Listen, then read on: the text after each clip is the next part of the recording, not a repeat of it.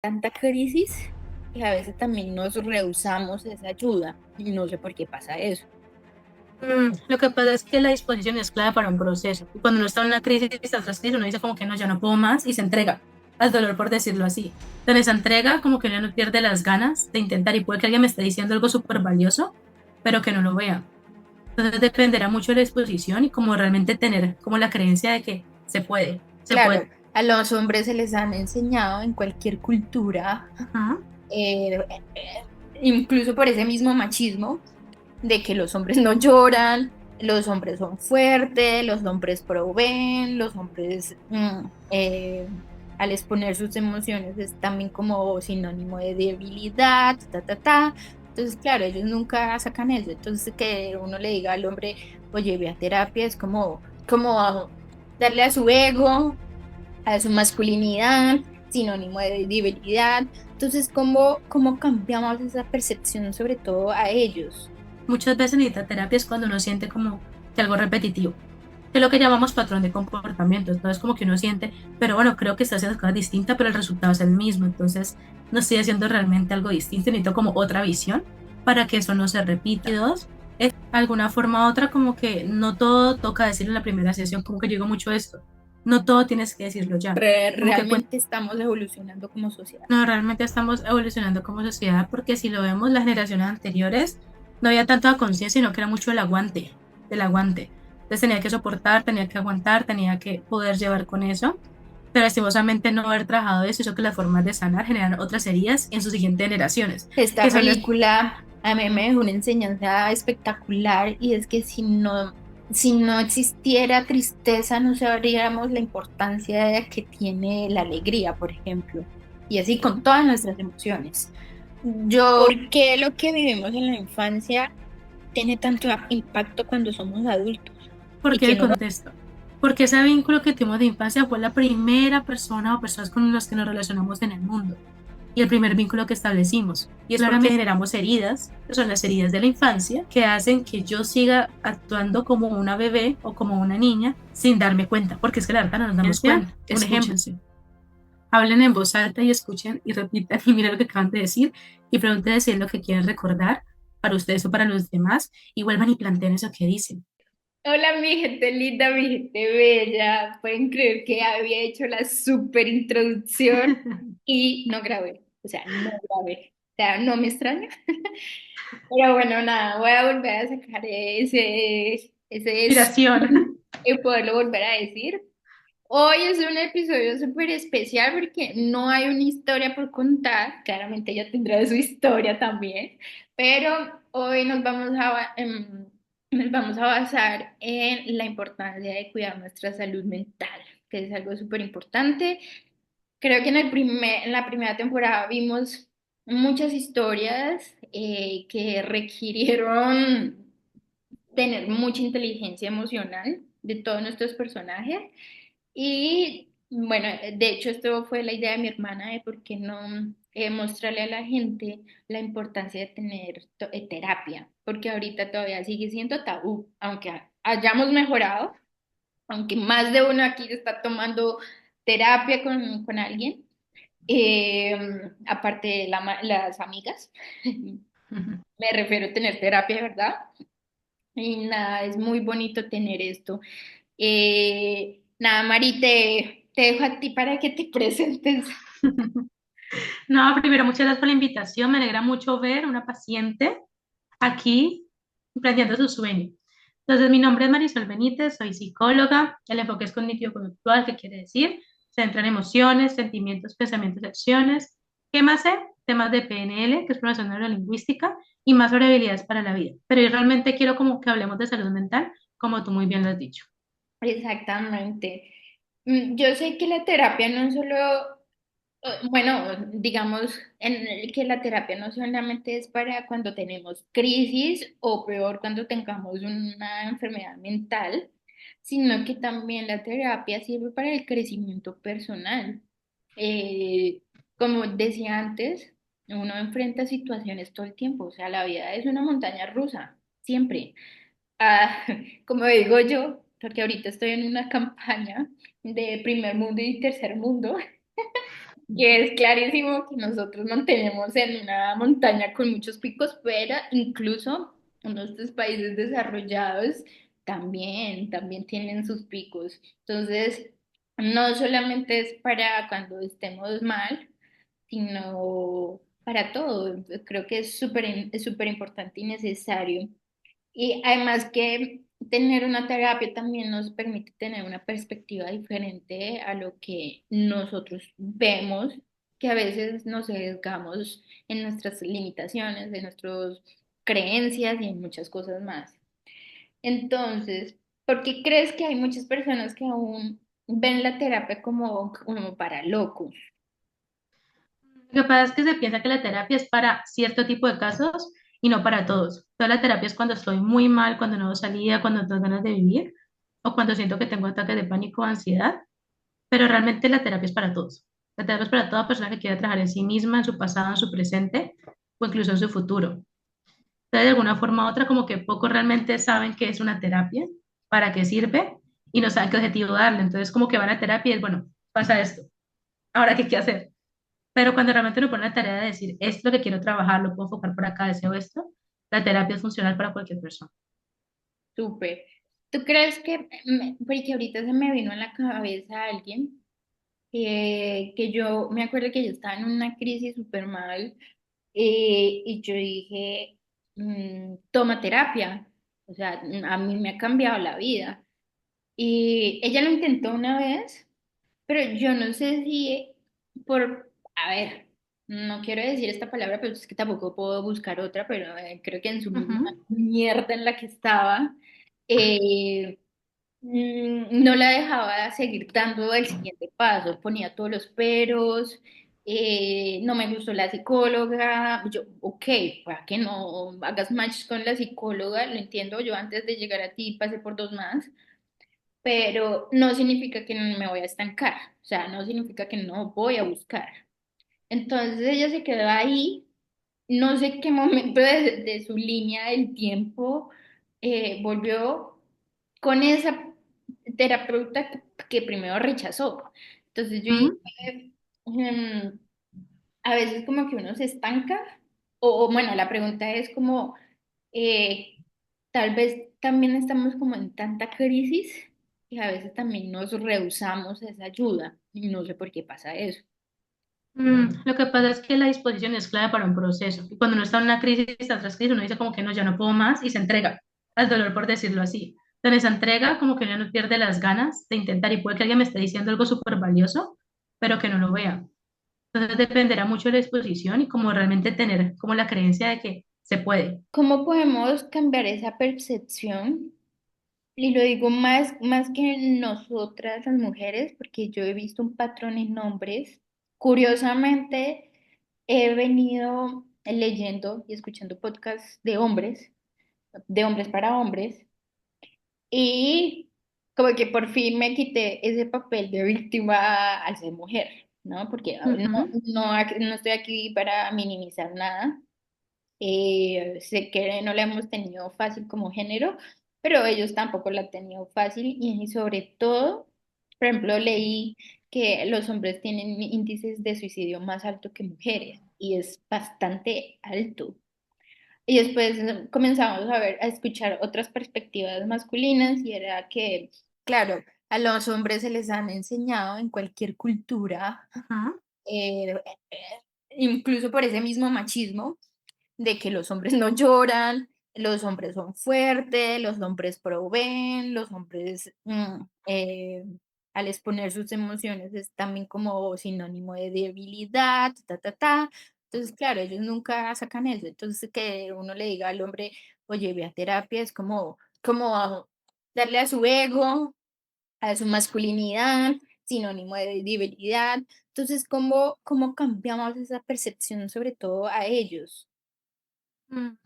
Mira que esto pasa mucho porque curiosamente pacientes que han llegado hombres o llegan porque las parejas les dicen ven a terapia o si no esto se acaba o porque realmente ya siente como que fue el cúmulo de muchas cosas.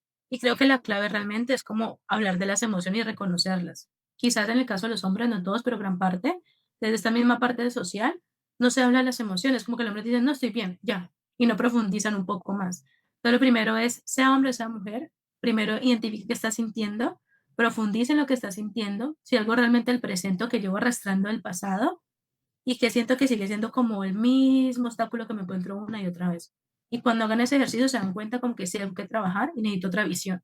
Como que trabajen que la psicóloga es esa otra visión, que no te dice si es bueno o malo, no te va a juzgar, pero te va a mostrar caminos y tú eliges qué camino escoger. Ok, cool.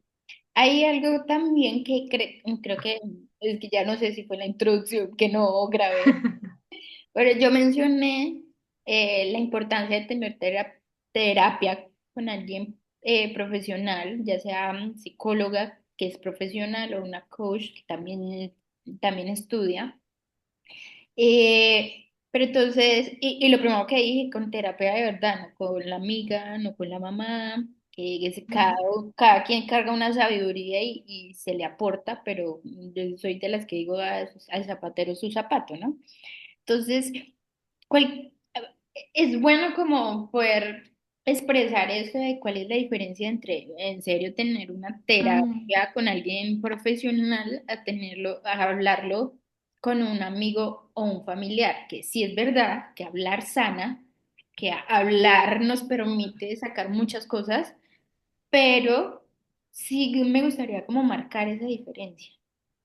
Lo que pasa es que cuando uno habla con un amigo familiar, como que uno dice, me conoce. Y desde conocerme puede que esté en el mismo contexto y las cosas que yo quiera cambiar también lo hagan esas personas y se normalice y digan, ah, si yo también lo hago, también pasa, entonces no lo ven como algo necesario para cambiar.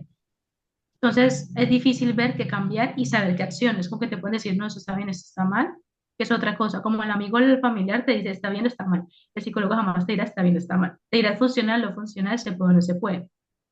Entonces, el psicólogo lo que se dirige, lo que lo hace diferente es que realmente, primero, no te juzga, segundo, no sabe realmente el contexto total, solo lo que le digas, y desde eso que tú dices, está ese elemento o esos elementos que se pueden transformar. Y te dice, mira, esto está pasando, hay cierto tipo de acciones que te ocurre a ti que pueda funcionar. Pensemos, creemos estrategias, pero muy desde lo que es único. A veces el familiar o el amigo te dice como desde tu experiencia. Desde mi experiencia, eso funciona, no funciona, fue una experiencia muy práctica y a veces unos tenemos una manera de aprender, otros otras, y nos podemos sentir como con el peso de que debe ser de esa manera y no hay otras posibilidades. El psicólogo te da como un mundo de posibilidades, pero muy centrado en ti y lo que conoce que tú necesitas, además de que está preparado justamente para eso.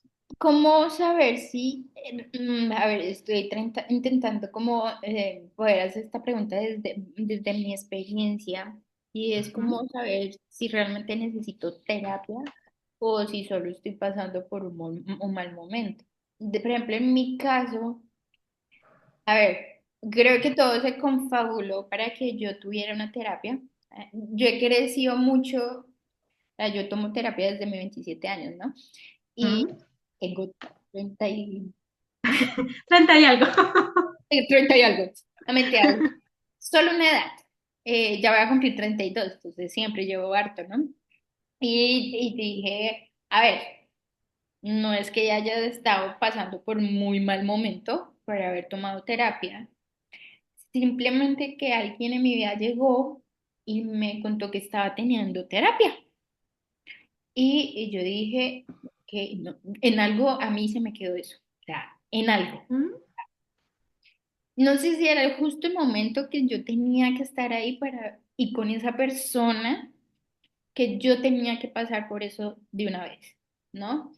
Entonces, pero sí como saber realmente, no sé, esto es como que, fue pucha, eso es como tan individual en cada uno, pero sí podemos decir en qué momento sí necesitamos terapia o no, independientemente de que estemos pasando por un mal momento o no. Lo que pasa es que eso se siente, pero bueno, para ser más precisas, de alguna forma u otra hay varios componentes para decir necesito terapia, como que uno y lo más básico es tu disposición y como tu sentir, "Ah, lo necesito y lo quiero para mí". Pero ya a nivel de situación o panorama general, muchas veces necesita terapia es cuando uno siente como que algo repetitivo, que es lo que llamamos patrón de comportamiento. Entonces, como que uno siente, pero bueno, creo que estoy haciendo cosas distintas, pero el resultado es el mismo. Entonces, no estoy haciendo realmente algo distinto, necesito como otra visión para que eso no se repita. Ese es uno de los indicadores o condiciones. Dos, cuando tú sientes que algo disfrutaba mucho y que has de disfrutar completamente. O que sí es como que sí, pero no. cuando te cuesta levantarte y como que no hay un motivo de salud física, como que siempre decimos, cuando tengas síntomas, hago examen físico, pero si no hay nada, eso ya es más que todo emocional.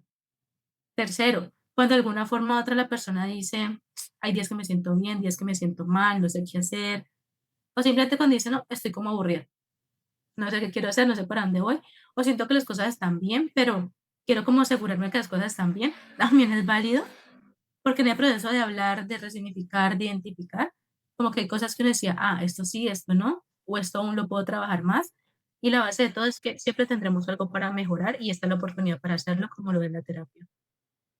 Súper, me encanta. De hecho, estaba pensando en un amigo que quiero mucho, que estoy detrás de él todo el tiempo, de terapia, amigo, mira, esto y lo otro.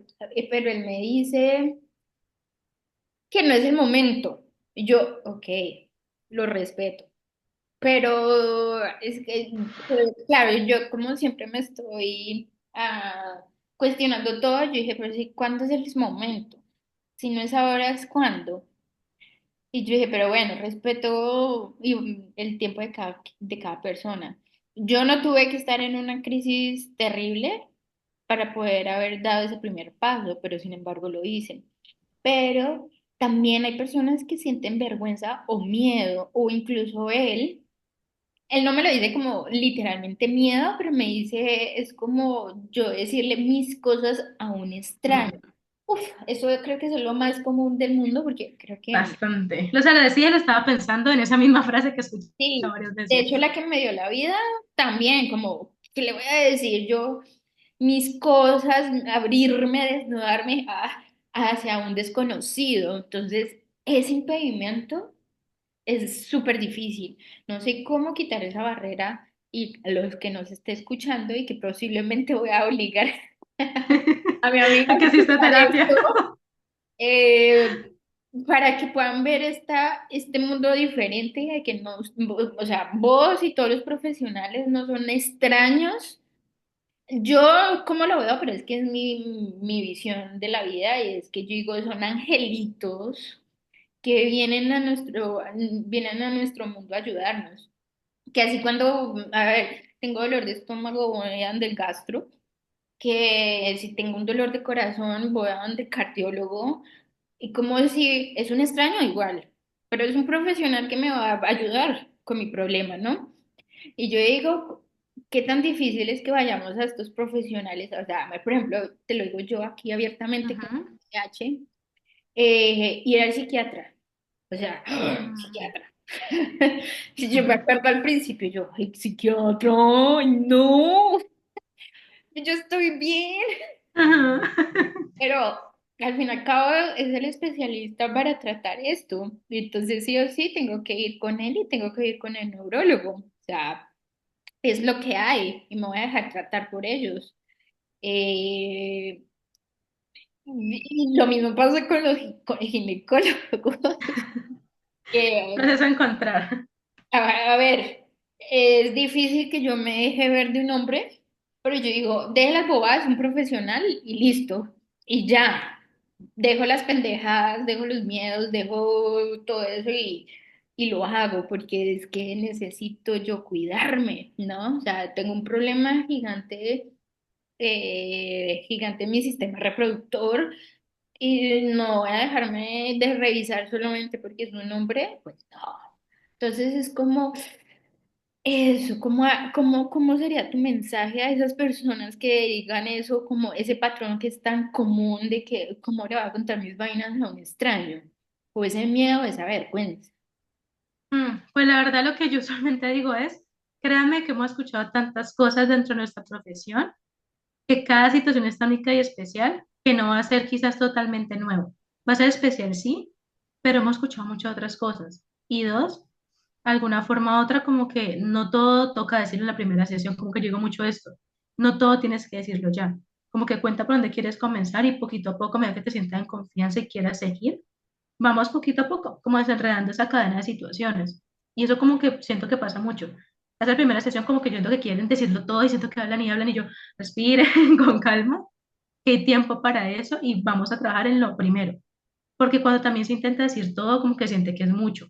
Y lo segundo que me pasa mucho con esa creencia es como, pues si son mías, ¿a quién más se lo voy a decir? ¿Quién más va a saber manejar más sus cosas que uno mismo? Entonces, para que otra persona que no sabe o que no ha vivido lo que yo he vivido, que pasa mucho, va a poder realmente ser una guía o ayudarme en este proceso. Y eso es otra cosa muy importante, como que quien esté al frente tuyo está preparado para ello y es importante confiar en eso.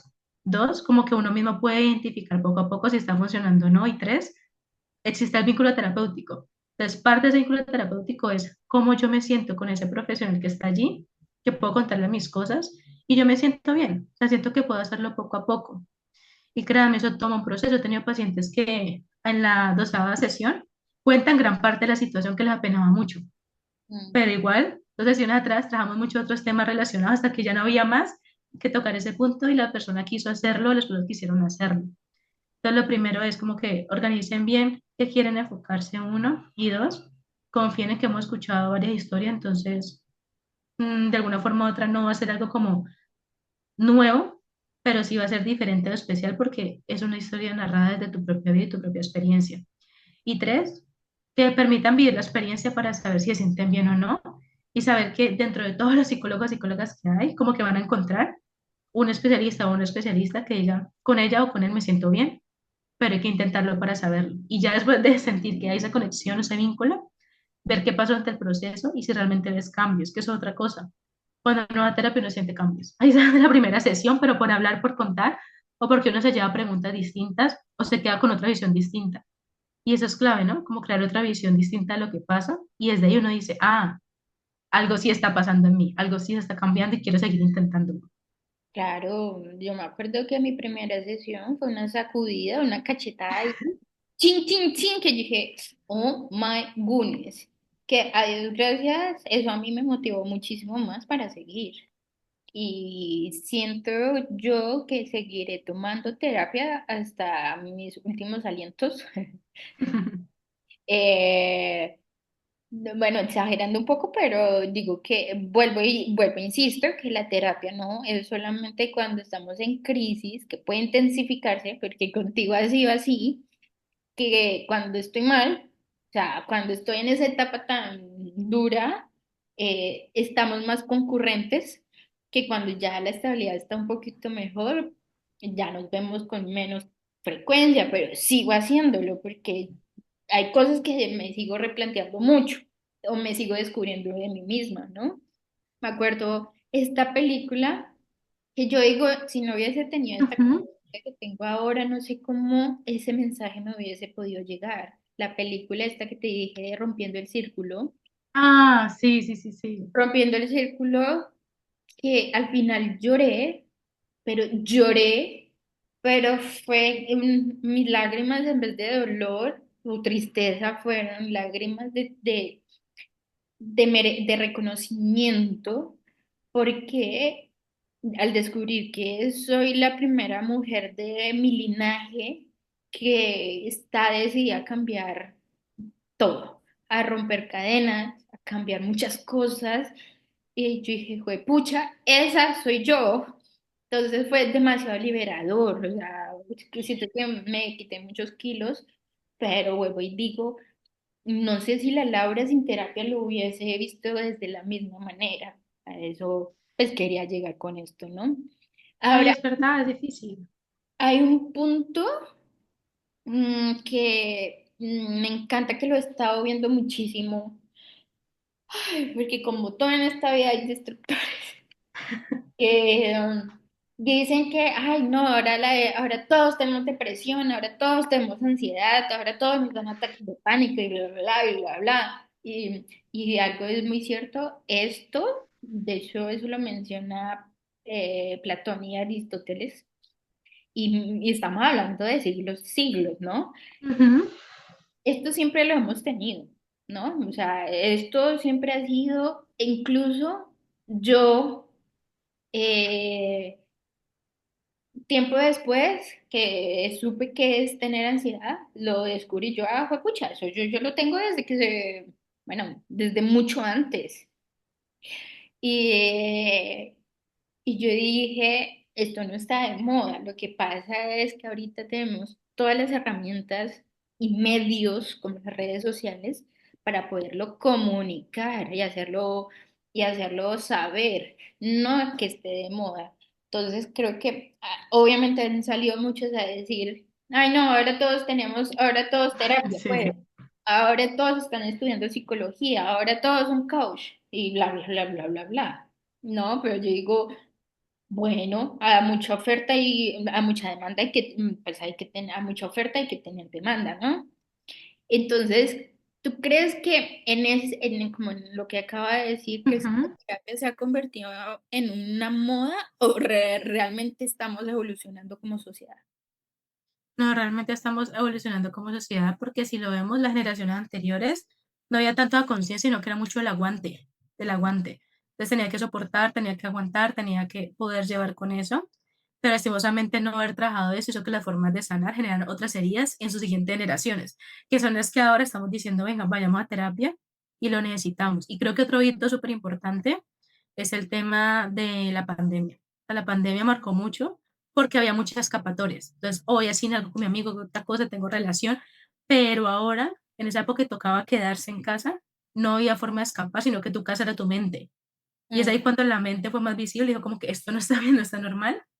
Y es eso, como que la sociedad, todo lo que somos estas generaciones, ya no tenemos formas de huir o escapatorias de evitar vivir o sentir o darnos cuenta de lo que estamos pensando y no estamos dispuestos a negociarlo, que es otra cosa que me parece súper ganador de la generación siguiente y es, no estamos dispuestos a negociar nuestra salud mental, estamos dispuestos a entender que nuestros padres, madres, abuelos, abuelas hicieron lo mejor que lo que tenían, no juzgamos, no los culpamos, pero que de alguna forma u otra sí estaban pasando cosas que estaban afectando y que hay que hablarlas, hay que decirlo, no hay que normalizarlas y hay que afrontarlas. Y me parece súper ganador. Y mira que hablabas como desde la época anterior y Epicteto fue uno de los que más habló de esta parte de la felicidad y decía cómo yo puedo buscar la felicidad, encontrarla en el día a día de mi forma de pensar y de interpretar lo que está pasando en el mundo.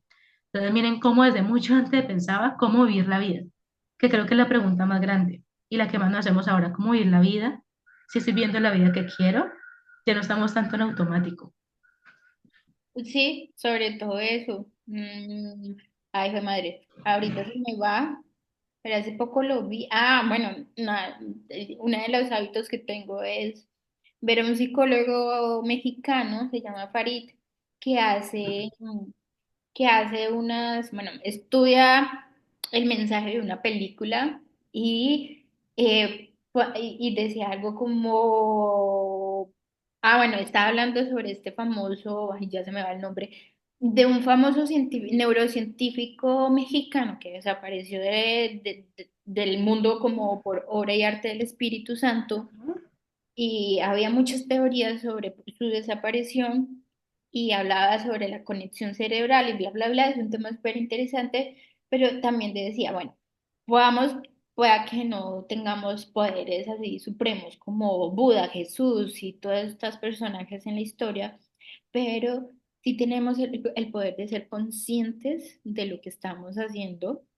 y por qué lo estamos haciendo y cómo lo estamos haciendo, que es súper importante, por lo menos, a ver, no voy a cambiar el mundo, pero por lo menos sí cambiar, por lo menos mi propia conciencia, que eso altera el entorno, ¿no? Entonces, al alterar el entorno, que posiblemente el ejemplo más claro es como esa amiga que te dije, mm, al yo tomar terapia, al verme, pues alteré ese entorno y llegó a ella, que hoy en día toma terapia y ahí también es una mujer que se ha venido construyendo. Y supongo yo que ese es el propósito también de este podcast. Así me vean dos, tres, fue pucha, son tres almas que le estamos Que ganando. replican, que le dicen Exacto. ese mensaje a los demás. Exacto. Como, a ver, la idea que yo digo es, a ver, hay que ser sinceros, hay cosas que vienen con un propósito muy bonito, pero en una sociedad que estamos en sacar ventaja de todo, de sacarle plata a todo, esos propósitos se van como se están Desviando. convirtiendo en otra cosa, ¿no? Entonces, ¿cómo evitar que la terapia se convierta en algo superficial y se pierde ese verdadero propósito? Tiene que algo interesante y es tú mismo crear tu propósito y que tu propósito no dependa de lo que logró la otra persona. Es decir, si yo vi que a alguien le fue bien en terapia y cambió, entonces darme cuenta que tengo un propósito, es que quiero cambiar algo, pero que eso que quiero cambiar, entonces como comenzar puntualizando qué quiero cambiar, sobre qué quiero trabajar y realmente enfocarme en mi proceso. Y algo súper importante que pasa y es, a veces se queda superficial porque comparo mi proceso con el de los demás, o comparo el proceso que yo tengo versus lo que yo quisiera lograr. Y hacer un proceso tiene como sus tiempos, va despacio, va rápido, a veces muy rápido, a veces muy despacio, pero es porque uno se va descubriendo. Entonces, como que también permitirse darse cuenta que uno ya se está descubriendo y que cada vez descubro más. La medida que yo más descubra, más sé que estoy profundizando y no me estoy quedando solo superficial y que me doy cuenta que hay cosas nuevas por trabajar. Y ese es el punto más importante de todo, como darte cuenta y cada vez tener algo nuevo para trabajar o descubrir sobre ti misma o ti mismo. Exactamente. Bueno, hablando de eso, de que de la terapia, lo que te decía yo de la oferta, la demanda, bla, bla, como el aumento de o sea, el aumento de la demanda de la terapia significa que estamos más conscientes o más ansiosos, o las dos. Puede ser las dos, pero creo que me voy más por las más conscientes. Ok. ¿Por qué? Porque creo que ansiosos hemos estado todos en algún punto de la vida, Ujú. pero lo que no ha hecho ir a terapia a veces, en algunos casos, sí es como estar muy ansioso o ansiosa, pero creo que más consciente, como más consciente de que eso que estoy sintiendo y viviendo y pensando es emocional. Entonces creo que uno es consciente en la medida que sabe que es emocional y desde ahí busca las opciones a nivel emocional. Ok. Como, por ejemplo, yo sé que vos estás bueno, para nadie es un secreto que una de las formas de llegar y ser más masivo, y lo mismo estoy haciendo yo con esto, es visibilizarse por las redes sociales, ¿no? Entonces, ¿cuál crees tú cuál ha sido el impacto de las redes sociales con visibilizar la terapia? Porque es verdad que ahorita, eh, no sé, obviamente compartimos muchas cosas, hay personas que me comparten frases, solo frases, que yo digo, puchica, qué palabras tan entradoras, ¿no? Entonces, ¿cómo ves tú desde tu perspectiva ese impacto en las redes sociales sobre visibilizar la terapia? No, yo lo veo supremamente grande, primero, por las personas que cuentan a la terapia y que son reconocidas y que dicen yo voy a terapia. Dos, porque en un video, o frases o incluso un post se puede llegar como mucho a temas tan específicos que uno dice, uy, vi esto y me pasa a mí, tengo que trabajarlo más, entonces vamos a terapia, busquemos la opción. Me parece que es otra forma de facilitar un poco como otra visión de la terapia, algunas estrategias generales que no reemplazan terapia, pero otra forma de llegar a las personas que aún no han podido ingresar a terapia porque no pueden económicamente, por el tiempo, porque están en negación, pero poquito a poco esa forma va cambiando mientras se preparan. Como que también es una forma de prepararte para la terapia. Que yo, bueno, a Dios gracias, he tenido los recursos para poder pagar terapia, pero ¿cómo podemos asegurarnos de que el acceso a terapia sea equitativo para todas las personas? Porque ese es otro impedimento grandísimo. Yo puedo agradecer porque creo que yo tenía esa limitación de que ir a terapia tenía que ir uno físicamente, ¿no? Y literalmente así, uno así, mientras, ridículo, ¿verdad? Mientras ustedes anotaban ahí, ¿no? O cuando uno va al doctor que es que escasamente el doctor te mira y todo eso. Mm, Bien, bueno, sí. Entonces creo que esa era una perspectiva, una limitación que, por ejemplo, yo personalmente tenía. Gracias a pandemia, no tuve la necesidad de tener que ir físicamente, sino fue por la pantalla, ¿no? Y miro que nosotros, independientemente de la gran distancia, podemos tener, o yo puedo tener la terapia, no es un impedimento. Asimismo, porque lo he escuchado también mucho, yo no tengo recursos para eso, ¿no? Obviamente, pues, nunca le damos prioridad a eso, por eso nunca vamos a tener recursos. Pero, ¿cómo, cómo codificar esa vaina de que independientemente no tengamos los recursos, podemos adquirir de alguna manera, o sea, de alguna manera se puede hacer. De hecho, yo para descubrir que tuve TDAH tuve que pasar primero por mi EPS, a ver cuánto me costó ir a la EPS, en 2.000 pesos, 2 euros o $2. Nada. Y, ya la psicóloga de la EPS me remitió a los especialistas para descubrir todo este bochinche. Eh, entonces no es una excusa, pero tú cómo lo puedes comunicar.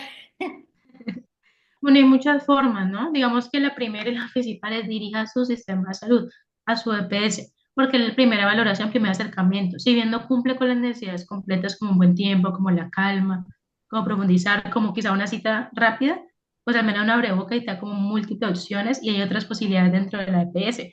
Digamos que a nivel de urgencia también puede decir, no, miremos Hospital Día, que es grupos de apoyo a personas que están trabajando en su salud mental y quieren escuchar hablar de sus historias. También por medio de los colegios. Quienes tengan niños en los colegios, pues el colegio también ofrece servicio de psicología, que no es como la clínica, ¿no? Con acercamiento y traducción y orientaciones, o incluso puede tener convenios las empresas, los colegios, de alguna forma u otra para que puedan acceder al servicio. La idea es que primero investiguen en su entorno cuál opción que tiene inmediata para tener ese servicio de salud a nivel de salud mental como la psicología. Y ya ahí poco a poco van viendo qué otras opciones hay y se van encontrando. Pero la gran importancia es no dejen de preocuparse por salud mental, de escuchar y conocerla y ya desde ahí también están avanzando en ese proceso. Es que querer es poder, querer es poder y más nosotros como colombianos, puedo hablar de colombianos, yo sé que es un patrón muy general en Latinoamérica, pero puedo decir colombianos, o sea, es que colombiano que se respete no le queda grande nada. Entonces, digamos que cuando no queremos hacer las cosas, hoy por hoy puedo decir que es porque no queremos, porque hay mucho, hay muchísimo. O a veces cuando en serio no he podido tener el acceso a terapia, leo, busco en redes, eh, porque por ejemplo hay algo que creo que no lo hemos hablado nosotros y es sobre todo este duelo migratorio. Y mi terapia con este duelo migratorio ha sido a través de redes sociales y ha sido a través de otras personas que lo vivimos. Entonces, de alguna manera busco la forma de cómo mejorar este aspecto en mi vida, ¿no? Entonces, pues, y más como colombianos, insisto, y latinos, es que no nos queda grande nada, o sea, somos tan creativos para buscar todo que se puede. Hay otra parte que me encanta, mm, Ujú. lo que yo te decía, yo comencé terapia y no precisamente fue con psicología, comencé con una coach que hoy por hoy lo alterno y, porque me parece chévere y es una metodología diferente. Además que mi coach es un poquito más fuerte. Que yo digo, "Ay, ¿por qué tiene que ser tan dura?" Y para mí tú significa esa parte que yo necesito, esa paz, esa dulzura, esa armonía que necesito complementarlo, ¿no? Entonces, mm, pero sí es importante lo descubrí con otra chica y es que no todos los coaches son psicólogos, ni todos los psicólogos son coach. Y sí me gustaría dejar esa diferencia, porque aquí yo leyendo con mi super amigo, ¿sí? El coach es una persona, un profesional, no deja de ser profesional que guía y acompaña a una persona en un proceso de crecimiento Ujú. que ayuda a cumplir metas, mejorar habilidades o superar obstáculos. Claramente hay, por ejemplo, un coach de vida, enfoca el desarrollo de la persona, ayudarla a tomar decisiones de manera neutral y bienestar. Y hay algo muy puntual también de que esos coaches también, digamos que es transformar su sabiduría por su experiencia estudiando, pues si mal no estoy, el PNL es una manera también Ujú. de trabajar las experiencias.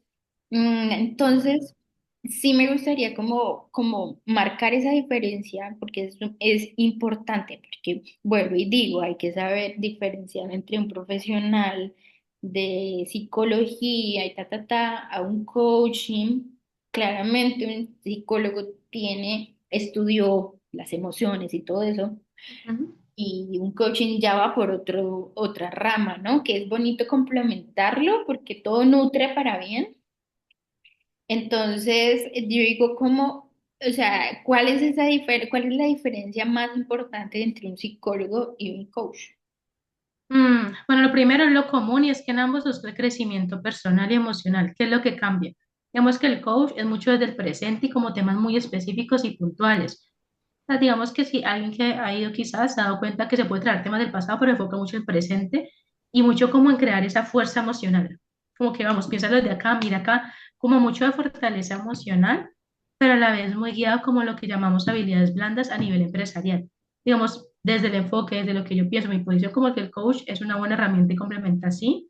Sin embargo, se limita mucho al presente, a temas específicos y no profundiza tanto en la base que llevó a la cadena de situaciones. Entonces, es bueno, de un momento sí, pero tiene algo y es que siento que se condiciona más como la parte empresarial. Quizá el enfoque que le damos más aquí en Colombia, pero es mucho de la habilidad blanda. Entonces, comunicación asertiva, trabajo en equipo, liderazgo, como lo que una organización usualmente esperaría, pero no tanto en esa parte emotiva, emocional, qué hace con la rabia, qué hace con la tristeza. Digamos que el coach en lo general, también hay espiritual y de muchos ámbitos, pero me refiero al general. Ya por otra parte, psicología sí va más al pasado, al presente y al futuro, pero se queda con el específico y lo va como desenredando y desenredando y desenredando para ver qué alternativa, qué otra estrategia se puede hacer.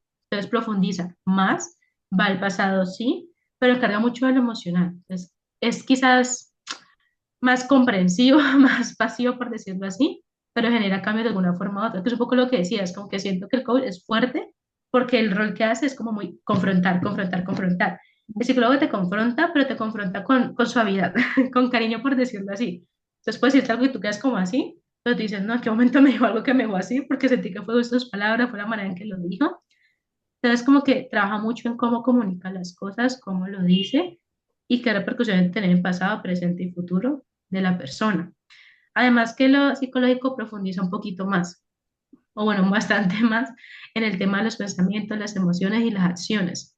Entonces me parece que los dos se pueden complementar, sí, pero digamos que la diferencia radica mucho en la forma en que trabaja y los cambios que busca generar y en qué ámbitos quizás se quiere trabajar. Ujú. Ok. Entonces, en ese caso, ¿cuándo es recomendable combinar ambas herramientas, como tanto terapia como coaching? Mira que es una pregunta bastante interesante porque yo lo he hecho. Porque digo, van a psicólogos y digo, recomiendo que también hagan una sesión con coaching para que puedan trabajarlo. ¿Qué es lo que pasa y cuándo lo recomiendo? Cuando, digamos, se conoce qué ha pasado, se tiene la estrategia, tiene las herramientas, pero como que está el impulso y por más que se intente, la persona no tiene el impulso. Ujú. Entonces ahí es cuando digo, coach es una buena opción porque a veces te confronta tanto que te hace tomar el impulso. Ok. Entonces te lleva a dar el paso. Digamos que una persona que es coach también utiliza mucho lo simbólico. Entonces mucho la actividad, mucho el ejemplo, mucho este tipo también dinámico, que le da como más energía o dinamismo, un cambio cuando uno está estancado. Sabes que la psicología te da estrategias, te lleva movimiento, sí, pero la acción es lo que te mueve más. Y es ahí cuando el coach puede ayudarte como a despertar más y a hacerte más dinámica o dinámico para poder generar el cambio. Ok, sí, yo lo veo así también. Porque tengo que enfrentar algo confrontativo, pienso en mi coach, pero cuando yo digo, ay no, la vida está muy dura, yo necesito amorcito, yo necesito indagarme un poco más desde mi pasado y bla, bla, bla. Entonces es como, no, necesito mi psicóloga. Entonces ahí es como que ya examino quién es quién o al mismo tiempo cómo llevarlo. Pero Pero, se busca entender. ujú, Entonces, como es mucho el cambio. El cambio debería ser este, aquí hagámoslo. Entonces, que Claudio te dice, bueno, entendamos qué pasó para que podamos cambiar la mente y así la acción se pueda dar. claro. Y esto es un tema súper delicado porque al fin y al cabo, bueno, a ver, ¿sabes qué? Creo que el ser corruptivo puede trascender. O sea, yo te puedo decir, ok, muéstrame tu certificado de psicología y me lo puedes poner, pero bueno, cuántas cosas no se falsifican, pero un coaching no, sí tiene un nivel de más de delicadeza, aunque bueno, o sea, creo que uno sabe, uno ve quién sabe y quién no sabe, ¿no? Pues tampoco uno es tan inocente Confiable. en ese sentido como para uno no identificar, este me está queriendo sacar la planta más que ayudarme, pero sí es como un mensaje de tener cuidado a quien también nosotros nos entregamos. O sea, tanto tú como el coach llegó por recomendación de una persona y asimismo yo también recomiendo porque sé que me ha ayudado y sé que es una profesional y sabe lo que hace. Entonces, este tema también no hay que tomársela a la ligera y saber dónde te estás metiendo, como todo. O sea, cuando tú vas a hacer una inversión, cuando vas a cualquier tema que hay que de alguna manera tercerizar, hay que tener mucho cuidado con esto para evitar estafas, evitar, además que en vez de mejorar, pues vamos como empeorar, ¿no? Que nos va a llevar a la total destrucción. No, súper delicado lo que dices, porque es muy cierto, por ejemplo, hay un riesgo muy grande con el tema de coach y es que las personas se certifican y se preparan para eso, sí, pero hoy en día hacer los certificados es muy fácil o rápido de conseguir. Entonces es súper importante como la experiencia, que sea recomendado realmente, como un lugar certificado, como saber más y con la primera espacio que tenga, como poder indagar uno cómo se siente, qué vínculo genera, qué cambio generé, también te permite. Y lo mismo con psicología. Digamos que en psicología uno puede mirar en red, una tarjeta profesional, uno investiga en la página, en el caso de Colombia, y lo sabe, Ujú. mientras que Sí, con otro un poquito más difícil. exactamente. Hay otra cosa que a mí me encanta, que lo mencionamos, pero muy poquito, sobre estas generaciones, y hablo de generaciones pasadas, o sea, generación de mi hermano mayor, mis papás, que son generaciones que usualmente rechazan la terapia. Entonces, ¿por qué crees que esas generaciones lo rechazan? Me parece, considero que aprendieron, por decirlo así, generacionalmente a sanar desde guardar o quizás como meterlo en un cofrecito y no acordarse, hasta que pasan cosas que lo remueve, pero hacer como si no pasara. Además de que fue una generación que se le enseñó mucho como que, ah, no, son bobadas, que así dicen. Eso es cuestión de que usted tenga voluntad y ya, o que tenga ánimo y se acabó, que tenga actitud y se acabó. Entonces digamos que lo que escucharon y recibieron fue más como usted puede solo y tiene que poder solo y dos, como que sí pasó, pero no pasó. Entonces sabemos que sí fue delicado, pero no le damos el lugar de delicadeza que tiene, no que lo evitamos o lo ignoramos. Me pasa con personas muy cercanas que yo siento que yo siento que ella tiene depresión situacional, no es hereditario, o no es por herencia o ADN o whatever, sino que es situacional. Y lo puedo decir porque tiene los síntomas que en algún momento yo sentí. Ujú. Pero su hijo siento que invalida lo que ella está sintiendo, casi así, porque, a ver, hoy por hoy puedo decir que esa persona es prácticamente un coaching empresarial y es muy duro, es confrontativo, típico, ¿no? No, Mm, esto es para adelante, esto es con voluntad, pragmático. sí, pragmático, no, no. Acá, sí, a veces siento que tanta pragmaticidad, bueno, como se diga, Ujú. se aleja tanto de las emociones, sabiendo que las dos son un complemento súper importante. O sea, De la necesidad real. exacto, no pienso yo que la inteligencia emocional solamente es como controlarlas, no, es saberlas sentir y saberlas manifestar. Por ejemplo, esta película de Intensamente, esta película a mí me dejó una enseñanza espectacular y es que si no existiera tristeza, no sabríamos la importancia que tiene la alegría, por ejemplo, y así con todas nuestras emociones. Yo cuando estoy triste, Por ejemplo, cuando yo, a ver, mis hormonas se alborotan cuando va a llegar, voy a llegar a mis días. Y, pucha, es una cosa de locos que yo digo, aquí es donde yo me conecto para yo poder escribir, ¿no? Y saco unas cosas que yo digo, wow, esto no lo hago estando alegre. Cuando yo estoy alegre, estoy en acción, estoy en manifestación, estoy creando, pero cuando yo estoy sensible, triste, melancólica, es a donde Ujú, tengo mayor introspección, donde escribo, donde saco unas cosas que yo digo, wow. Entonces, como que todo es validación, ¿no? Yo, ok, tengo que ser pragmática. Bien, eso me ha permitido estar aquí en Europa. Eso es lo bueno que yo he sacado de aquí de Europa, esa pragmaticidad, ay, como se dice. ujú. Pero también que me quedo con esa validación de mis emociones que no son menos.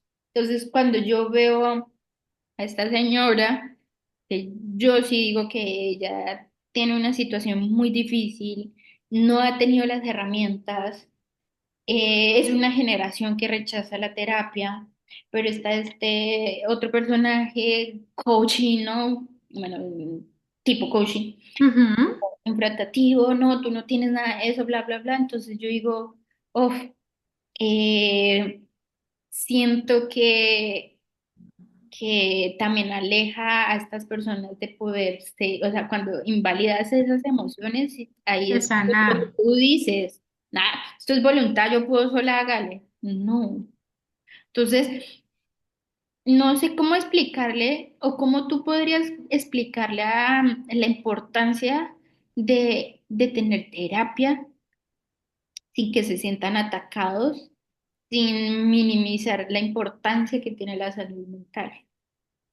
Mm, Ir a terapia es un espacio para que sean escuchados y escuchadas. Y entre otros, no habrá juicio, no habrá algo de bueno o malo, sino que el espacio para reconocer y validar las emociones. Entonces, validar y reconocer no solamente si estoy triste, no quiero seguir, o tengo mucha rabia y quiero venganza, no, sino que validar es qué siento, qué pienso cuando siento eso, qué quisiera hacer, pero qué decido hacer distinto. Porque la emoción no entrega varios elementos. Primero, el qué me generó esta emoción, qué acción o qué situación o qué pensamiento el que quiero hacer, que sería como el cómo cree la emoción que lo puede trabajar.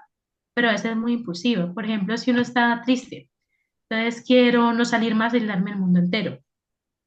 La necesidad real es tener un espacio a solas, pero la solución que te ofrece la emoción te cierra más, aislarte más, puede afectarte más en sentirte mejor. Entonces, digamos que la terapia de proceso donde tú dices qué siento, qué necesito de la emoción, cómo la puedo tramitar, qué me enseña y qué decisión yo puedo tomar sobre esa emoción. Y es una forma de tener un poquito más la capacidad de decisión frente a las emociones sin negar y evitar que se sientan para poder seguir, porque si no es una emoción que se guarda, se guarda, se guarda y se acumula y al final momento otros explota tanto, tanto que hay que ir muy atrás al cúmulo de la situación. Entonces la terapia es oportunidad para que no sigan guardando más, no sigan acumulando más, aprendan cómo se puede validar esa emoción y generar un cambio desde ahí para sentir y vivir distinto los retos de la vida. Hay algo muy importante que incluso a mí me desafía y a ellos, por ejemplo, digo mis papás y y generación de ellos, es como, a veces siento que ni siquiera sabemos identificar nuestras emociones. Es como qué es tristeza, qué es enojo, qué es felicidad, o qué es alegría, qué es ansiedad, o qué es mal genio, bueno, creo que ya lo dije. Y como que a veces ni sabemos nosotros mismos qué es una emoción. Por ejemplo, la emoción se produce por un pensamiento. A mí me pasa que, bueno, como esta hiperactividad que tengo, o me pasó, por ejemplo, cuando iba a pagar mi máster, o sea, es que literalmente me levanté y lo primero que me levanté es como, ¡ay! Me van a descontar eso ya de la tarjeta. Pero, o sea, una ansiedad horrible que literalmente me tocó hacer un ejercicio de respiración para bajarme esa intensidad con la que me levanté. De una sentir el dolor en el estómago y ya poco a poco me fui diciendo a mí misma, ok, Laura, ¿qué sientes? Miedo, miedo, ok, ¿cuál es el miedo? ¿no? Me tocó comenzarme a decir, ok, ¿cuál es el miedo? Y fue esa conversación conmigo, lo que te decía de Dímelo. la tristeza, a veces la tristeza no es solamente porque algo me está pasando o porque es algo hormonal. Te lo digo porque esta semana, por ejemplo, me acuerdo tanto cuando se subía alguien en los buses ahí en Colombia que decía, qué bonito es saludar y ser saludado. Tuve que ir hasta el otro lado del mundo para descubrirlo y sentirlo, porque yo dije, buenos días. El Espíritu Santo me contestó y eso a mí me hizo sentir tristeza, nostalgia, porque vengo de un país que todo el mundo te saluda, bueno, casi todo el mundo te saluda, ¿no? Y llego aquí a esta realidad que, a ver, llevo 3 años en Europa y hasta ahora lo vengo a Me mencionas. personalizar, sí, hasta ahora no sé por qué carajos, pero hasta ahora lo vengo a personalizar más. Y yo digo, ok, estoy triste, no me pasó nada grave, simplemente acá hay un choque cultural y esto me está doliendo. O sea, literal. Aprender a convivir con esas emociones que son intensas, porque convive tanto la alegría como la tristeza, extraño esto, siento nostalgia, la alegría estoy también donde en algún momento soñé estar, el cómo quizás no, pero puedo traer en eso, pero el hecho está. Exacto. Entonces, no sé, ¿cómo podemos decirle a ellos, a esta generación, que es la generación mayor, como le digo yo, que está muy reacio a tener terapia?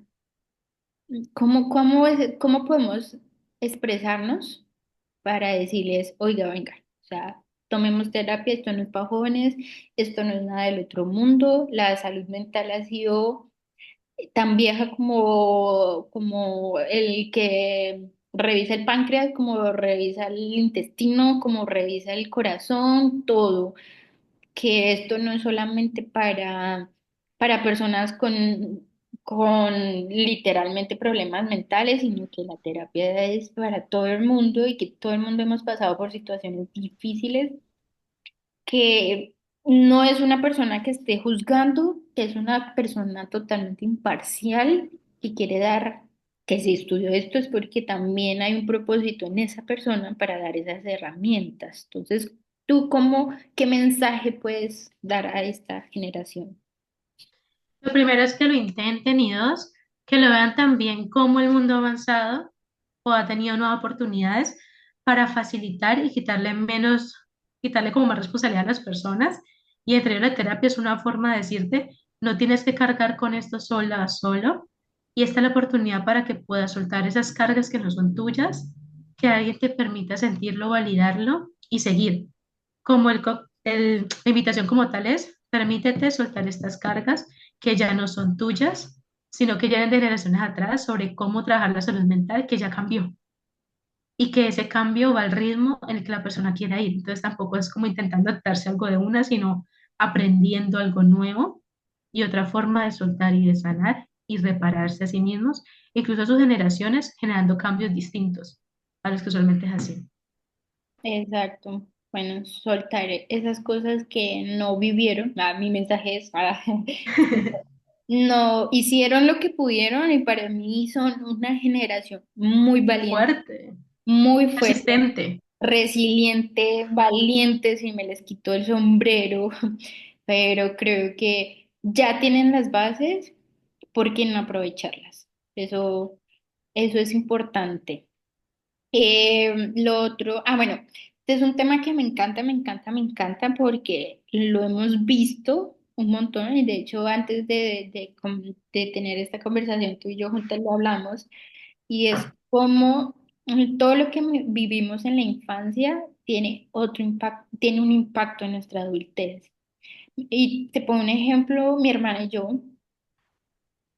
Somos gemelas, vivimos la misma realidad en el mismo tiempo, o sea, mismo espacio, mismo tiempo, pero es increíble cómo mi hermana lo vio de otra manera y eso le repercutó, y mi español a veces está raro, cómo le Está bien. repercutió ahora en la adultez y cómo yo, desde mi ángulo y perspectiva, lo Ujú. vi también diferente, que también afectó. lo que, bueno, cuando fui creciendo como adulta. Entonces, ese es como, ¿por qué lo que vivimos en la infancia tiene tanto impacto cuando somos adultos? Y que no es Mm, todo. Me encanta esa pregunta porque es algo que escucha mucho. ¿Y por qué el pasado? ¿Por qué el pasado? ¿Por qué es importante eso? ¿Por qué el contexto? Porque ese vínculo que tuvimos de infancia fue la primera persona o personas con las que nos relacionamos en el mundo y el primer vínculo que establecimos. Claramente, ser bebés, pues no podemos comer pañales solo, podemos alimentarnos solo, muchas cosas solos. Entonces, descubrimos el mundo a través de las personas que fueron cuidadores o cuidadoras, pero generamos apego inevitablemente. Y de alguna forma otra en la infancia cuando era apego, pues dependo de esa persona. Y pasan los años, uno de adulto dice, bueno, pero yo ya no dependo como tal, pero yo aún siento que me comporto como desde la dependencia muchas veces. Y es porque generamos heridas, que son las heridas de la infancia, que hacen que yo siga actuando como una bebé o como una niña sin darme cuenta, porque es que la verdad no nos damos cuenta. Un ejemplo, por ejemplo, es de la herida de rechazo. ¿Qué hace un niño o niña cuando se siente rechazado? Huye, tapa los oídos, esconde, va donde quiera ir. ¿Cómo se ve adulto? No siento que algo va a estar mal, yo mejor renuncio antes, sino la relación antes de que me terminen a mí, o me voy de viaje, me voy muchísimo de viaje y ya esto pasó. Entonces, eso es importante saberlo para que digamos, listo, ya soy consciente que estoy huyendo, pero antes intentemos ver cómo lo afronto un poco y luego ya si quiero huyo, entre muchas comillas, porque dejaría de huir porque ya afronté y sigo adelante. O con la herida de abandono, cómo te las necesidades de usted se hace física y emocional. Generamos parejas para no sentirnos solos o solas. Entonces, si no estoy en una pareja, me siento sola, solo, busco que no me deje, me quedo allí, y uno dice, pero ¿por qué me quedo y no lo quiero tanto? Pues porque siento que dependo y no me siento sola. Entonces, relaciono abandono y soledad. Y no necesariamente puedo estar sola y no porque me han abandonado, sino porque yo decidí y en mi compañía. Y ahí sigue otras tres heridas, la humillación, la injusticia, la traición, que marcan un poco cómo actuamos en el presente. Me dio risa porque la verdad, yo era así muy, o sea, para mí el viaje se me convirtió eso, ¿no? Como, Salvavidas. sí, huir, huir. Me acuerdo que creo que eso lo identifiqué más cuando,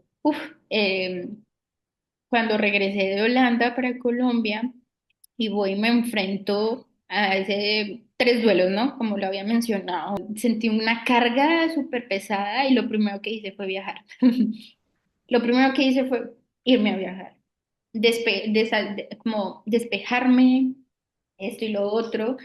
Creo que hoy por hoy el viaje ya lo veo desde otro ángulo. Sigo amando, pero ya no en ese tema de huir. Ahora lo enfrento y se volvió más ay, no sé, yo y mi español. De que sea.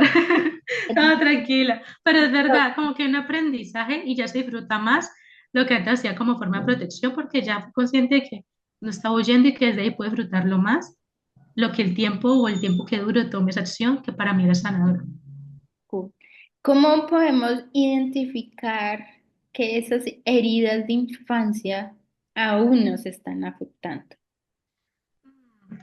Cuando tenemos acciones repetitivas, uno, dos, cuando sentimos que intentamos hacer cosas distintas para que haya otro resultado y no pasa, por ejemplo, ¿por qué siempre tengo con el mismo tipo de parejas si tienen personalidades distintas? Algo pasa en la forma de la acción o patrones que está allí. O porque doy el mismo tipo de trabajo y no hay un cambio frente a ese trabajo. Porque sigo repitiendo ciertas cosas que no me doy cuenta. Entonces, como que conocer esa áreas de la infancia y ver cómo se notan en el adulto, cómo se identifican, algo que se hace en terapia, para que puedan identificar, porque a veces uno no ve, así le da que es la herida, hasta que la persona o el profesional psicólogo o psicóloga te dice, para un momento, ¿qué te lleva a hacer esto? Ah, no sé, ah, bueno. Si no sé, entonces ya el algo automático viene mucho más atrás. Bueno, sí, eso es muy cierto, eso es muy cierto. Yo lo vi súper reflejado. A ver, es verdad que, bueno, tengo que confesarlo, solo he tenido un novio en mis 32 años. Y, pero, digamos que obviamente no estuve sola todo este tiempo, pero sí repetí el mismo patrón. O sea, o por lo menos la mayoría de ellos se repitió también. Y creo que eso nos pasa a muchos.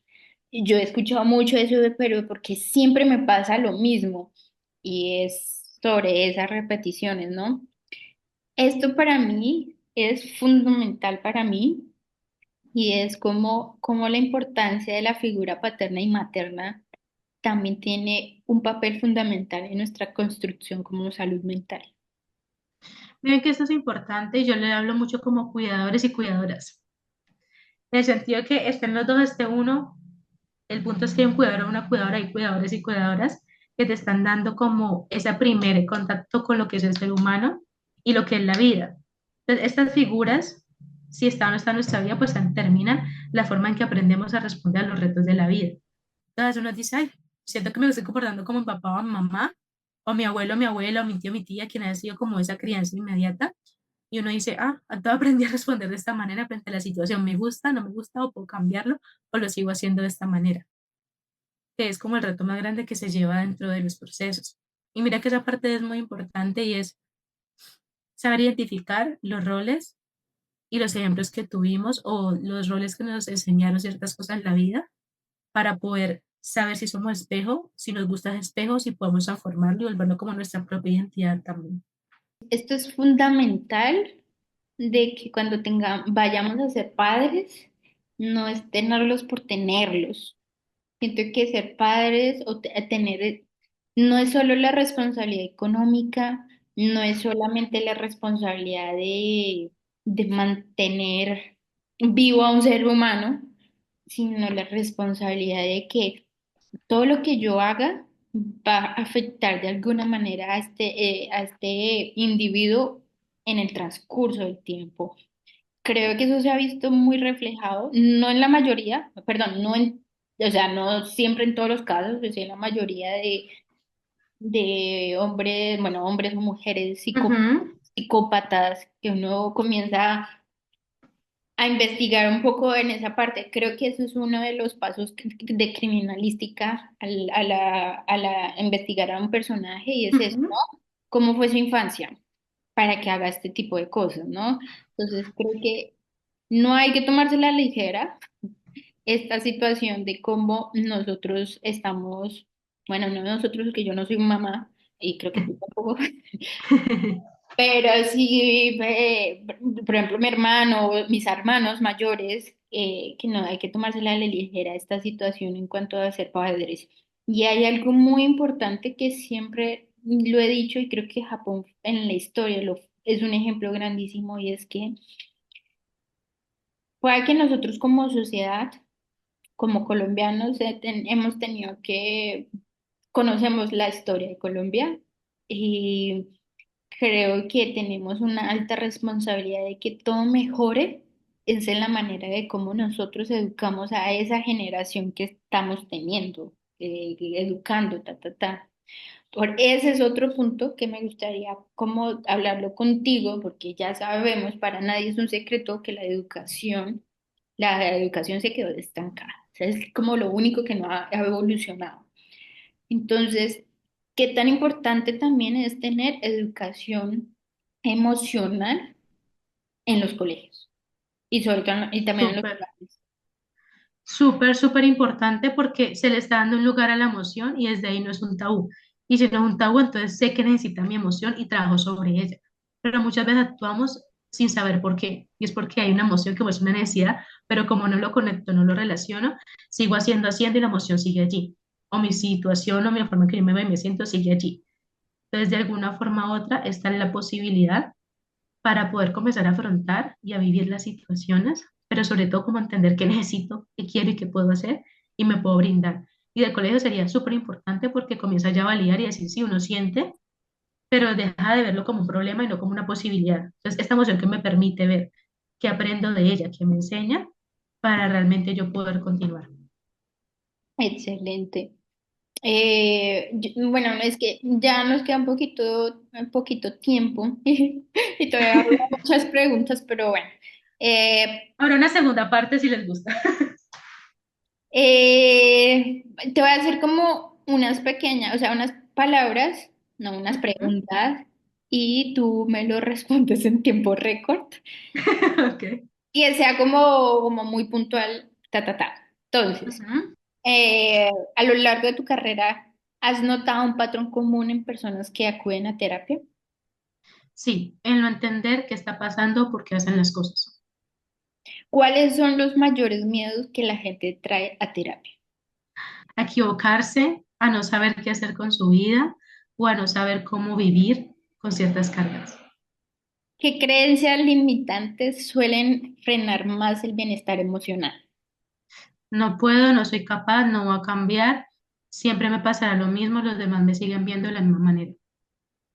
¿Has visto cambios significativos en los problemas de los pacientes en los últimos años? O sea, ¿has visto la evolución?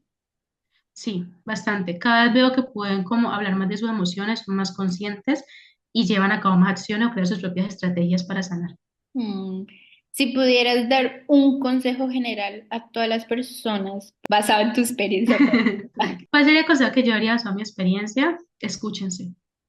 Hablen en voz alta y escuchen y repitan y miren lo que acaban de decir y pregúntense si es lo que quieren recordar para ustedes o para los demás y vuelvan y planteen eso que dicen. Y piensen mucho en lo que hacen, dicen, si es recuerdo que quieren tener de ustedes mismas o de los demás y que sean muy comprensivas y muy compasivas consigo mismas. Si tuvieras que definir la terapia en una frase, ¿cuál sería? Sanación. Total. Y creo que sanar para mí es como llevar una maleta, o sea, hago una analogía con el viaje y es como llevar una maleta de 10 kilos en mis hombros, que lo he tenido y me ha pesado y que yo digo, ay, no quiero más esta maleta. Y voy a un bote de basura, saco todo, literal. A estos zapatos, vea, después me las vuelvo a comprar. ¿Para qué? Solo necesito tres cuquitos y ya, o sea, tres calzones, una media que aguante la pecueca para toda la semana Ujú. y me quedo con una maleta de 2 kilos y digo, pucha, ¿qué es esto tan delicioso, no? Así así como sería mi analogía de poder sanar. Y ya, terminamos. ¿Dónde te podemos encontrar para los que tomen este impulso, ya sea contigo y ojalá ya sea con otras personas, pero contigo? Mm. ¿A dónde te podemos encontrar? Teléfonos, redes. En Instagram como @marisolbus psicología y por WhatsApp o llamada al +57 302 341 7038. Eso, aquí se le pone swing caleño, ¿ves? Sí, ahí está. Mil gracias, Mari, por este espacio. Creo que es súper importante. Yo soy fiel testigo de todo lo que he evolucionado después de terapia y mi entorno también. Gracias en serio por darnos esta oportunidad de escucharte y que se replica. Sí, muchas, muchas gracias por invitarme y espero que este mensaje que le hemos dado a las dos, de nuestra experiencia yo como terapeuta, ella como paciente, pero él también ha sido paciente, para que intentemos, sigamos hablando de la salud mental y animémonos a intentar un proceso de psicología. Bueno, yo creo que se va a morir esto rápido. Un abrazo, Mari. Bye, Gracias. chao, cuídate.